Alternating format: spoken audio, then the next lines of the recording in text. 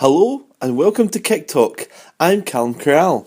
In today's programme we have coverage from Irvine Meadow v Hurlford in the Stagecoach Premier and Rob Roy v Largs in the First Division, as well as after-match reaction from both encounters. But now it's on to the classified results.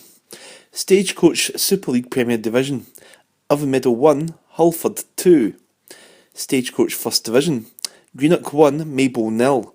Kilsyth 0, Irvine 2, Robroy 1, Largs 0, Shettleston 2, Ardeel 1.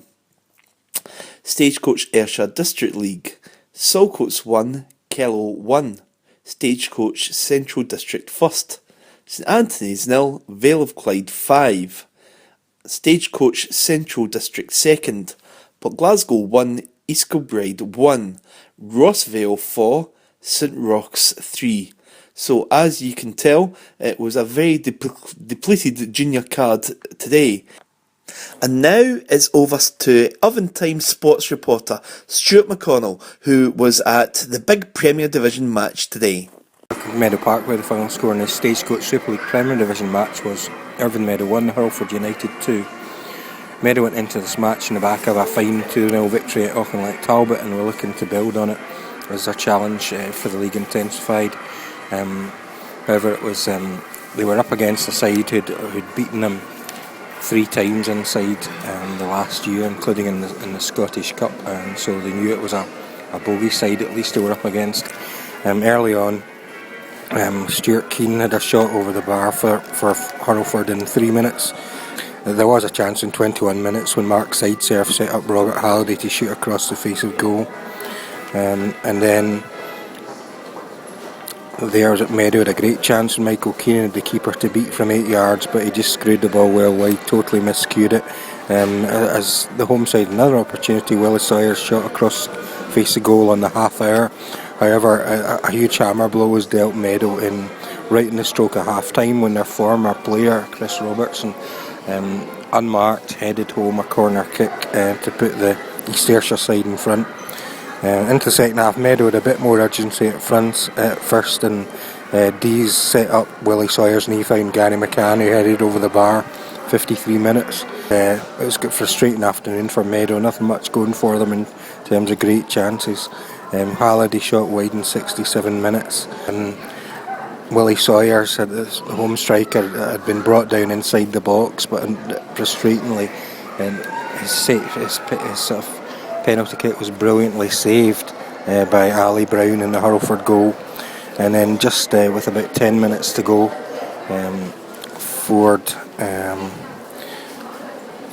sealed victory when Mackenzie sent home a wonder strike from 30 yards, right in full time. At the Meadow did pull a goal back when the excellent McCann shot home from fully 25 yards into the top corner, but really it was too little too late. So now that what was a 2-horse race in the Premier Division is shaping up into a 3-horse one. From Meadow Park, where the final score in this Stagecoach Super League Premier Division match was Irvine Meadow 1, Hurlford United 2. It's Stuart McConnell for Kicktalk. And Stuart spoke to Hurlford manager Darren Henderson after the game. We've worked ourselves hard. We've took 15 for 15, which is great. It shows you how good the Meadow were earlier on in the season. 10 wins for 10 games was marvellous, and Auchinleck, are just always there. They're a quality side, and it's a good result for Auchinleck today as well. They don't need anybody to do them favours. Auchinleck, they do themselves favours. They're a great side. Three in it now. We left ourselves a lot to do earlier on in the season. We drew 3 games, and we lost to Auchinleck with 9 men, which I thought. I'm not saying we should have won the game, but I thought we'd done enough maybe to get a point. A couple of decisions in the game didn't go away. Since then, we've worked away, we've kept our heads down, and I've told the guys we've got a mountain to climb. And listen, Auchinleck and Meadow have got more points than us.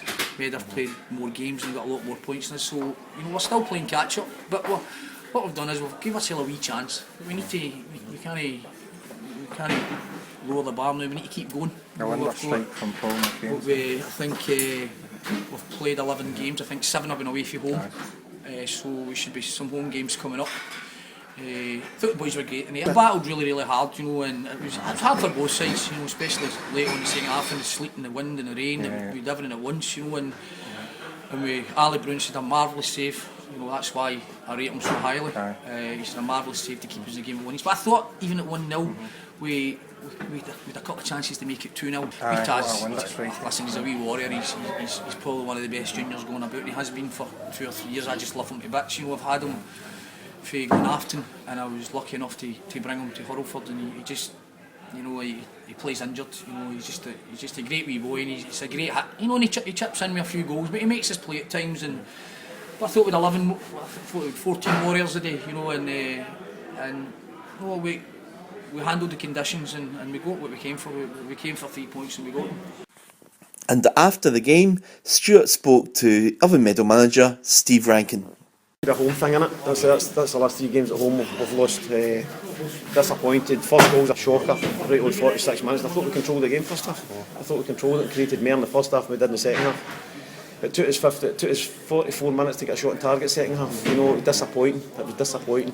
But it's no dead and buried, you know, still a long. They're going to be twisting turns all the way. But it's disappointing to lose another home game. And thank you very much to Stuart McConnell for his reports from Meadow Park today. And as manager Steve Rankin rightly says, there's still a very long way to go in the Premier, and it's going to be fascinating to see what happens. But I personally was at Barfields Park, where the score was Rob Roy 1, Largs Thistle 0.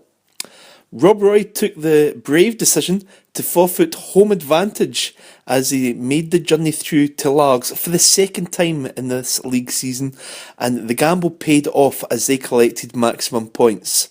With a ferocious win behind them in the first half, the Rabs pinned Thistle back in their own half for long periods. Caretaker manager Stephen Connick played in goal once more for Largs, filling in for the injured Grant Weir, and he made a series of excellent stops in the first half. On the far right, Martin Brogan got on the end of one of many corner kicks and saw a clear sight of goal, but his effort across the face of goal was somehow deflected wide of the left post. However, Largs keeper Connick was penalised on 27 minutes as Rob Roy were awarded a controversial spot kick after the Largs goalie was adjudged to have knocked a man down upon racing through, although there seemed little contact. Upton made no mistake from the spot. His precise shot to the bottom left was too far for Connick to reach, and the ball nestled in the corner of the net. The veteran Largs keeper made a very smart stop to beat away Alistair Martin's angled pile driver. He seemed certain to double the Rabs' lead. Thistle employed more of a shoot-in-sight policy at the start of the second half. Alan Frizzell and Ewan Lindsay put efforts wide from distance. Playing against the wind this time, Rob Roy still ironed out the odd opportunity, McDonald sending a culling effort just beyond Connick's right post. But in the end, Rob Roy did enough to sneak it, and could have had a more handsome half-time lead if it wasn't for Connick's classy interventions. Largs looked more durable in defence and stable in midfield compared to recent matches, but still struggled to make clean-cut opportunities. So, the final score at Barfields Park was Rob Roy 1, Largs Thistle 0. I spoke to Rabs manager Stuart Maxwell after the game. Well, Stuart Maxwell, after Rob Roy's 1-0 win at Barfields, obviously a big decision to switch the game for you today. Yeah, it was a big decision for us. I sort of knew earlier on in the week that Cumbernaulds Park wasn't going to be playable. So, me being a manager at a club, obviously I've got a decision to make about football. We're here to play football, and obviously Largs has got a decent facility down here. It's not going to be off unless it's probably snow. So I made the bold call to change the game. Probably raised a few eyebrows and would have took a bit of criticism probably if we hadn't got the 3 points, but it worked out in our favour, and we picked up the 3 points in difficult conditions with the wind. Yeah, of course, the last time here you won 1-0 as well. Yeah. And again, it was very different circumstances. It was sunny then. Oh, I thought we controlled the first half. I didn't think Largs posed a threat the first half. We had probably 4 or 5 decent chances out with the goal, and we weren't clinical enough, which has probably been our Achilles heel this year. We've dominated a lot of games, had a lot of chances, but we're not scoring enough goals, and I highlighted that before the game. and demanding that we be a bit more clinical in front of goal.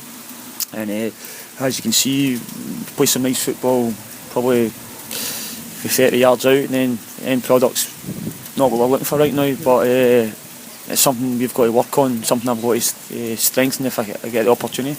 With the win behind you obviously had some dominance and you were thwarted by Stephen Connick in the last goals. Yeah, Stevie defining his years, a couple of great saves, and yeah, fair play to Stevie. He's answered the cry of the club, and that's the sort of guy he was. He wore his heart on his sleeve as a player here, and sort of guy he's been known as a manager's dream. So fair play to Stevie. Came in and he just got a wee bit short for the penalty, but at 39 I think he's not exactly going to be sprinting out the traps, is he? But second half we were Larks had the ball but never really done much with it. I don't think Jordan had a save to make. I think it closes the gap and eases a bit of pressure off his a month or two going in, not having as many league games. We're trying to obviously keep playing and keep the momentum going. Because you get to that point where you get three games a week sometimes for it. It can be tough on the players, mentally and physical. Looking at league, obviously Pollock have pulled away. Shettleston are doing very well too.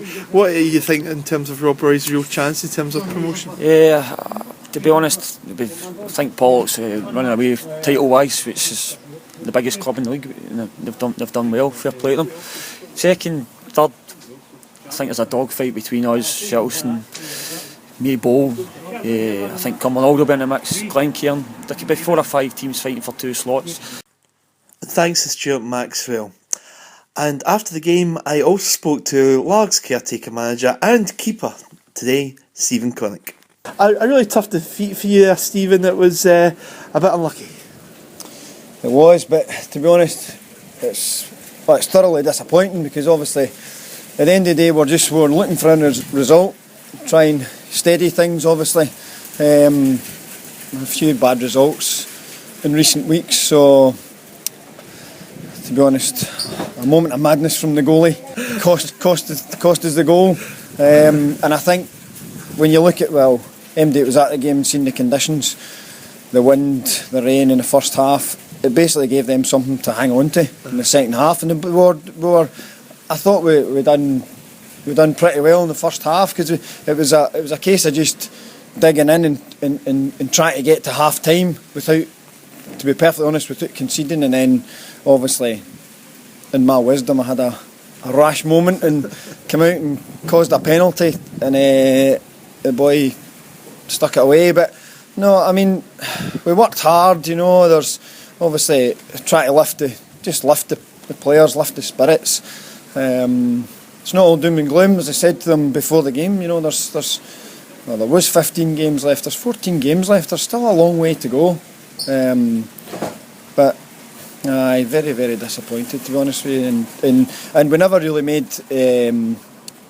capitalised on the wind in the second half. Although, because we said to them at half time, look, keep playing. We don't want to start lumping it long, and because from evidence in the first half, the few times that they did go over the top, the ball was going out the park.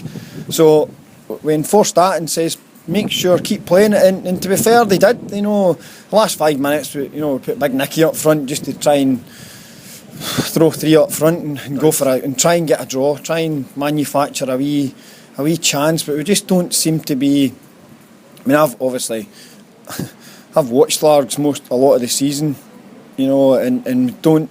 Apart from the start of the season, in the last month or so, we just don't seem to be able to manufacture any chance, enough chances to give the boys a chance of scoring. Sure. And thanks very much to Stephen Connick for his contribution. It's obviously a trying time for Largs at the moment. They're looking for a new manager, and the deadline for applications is on Tuesday, so they may well have a new manager in place for next Saturday's match. But that is it for Kicktalk today. Thanks for joining us, and goodbye.